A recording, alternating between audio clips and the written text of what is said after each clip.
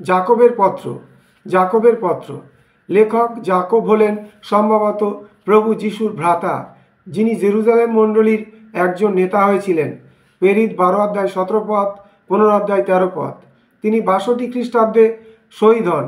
এই পত্রটি মূলত জিহুদি বিশ্বাসীদের জন্য লেখা, যারা জেরুজালেমের বাইরে নানান স্থানে ছড়িয়েছিলেন। এখানে উপদেশগুলি এত পরিষ্কার এবং বাস্তব যে প্রত্যেকটি খ্রিস্টীয় বিশ্বাসীদের জন্য প্রযোজ্য।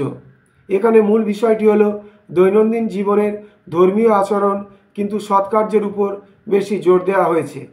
এছাড়া খ্রিস্টীয় জীবনের বিভিন্ন পরিস্থিতি এবং অবস্থার পরিপ্রেক্ষিতে বিশেষ কিছু শিক্ষা এখানে আছে, যেমন সমস্যা 1 অধ্যায় 2 থেকে 4 পদ, ধনী খ্রিস্টিয়ান 1 অধ্যায় 9 থেকে 11 পদ, 5 অধ্যায় 1 থেকে 6 পদ, মণ্ডলীর সদস্য 2 অধ্যায় 1 থেকে 9 পদ, যারা নেতৃত্বে আছেন 3 অধ্যায় 1 পদ, এবং যারা অস্থির চিত্ত 5 অধ্যায় 19 থেকে 20 পদ।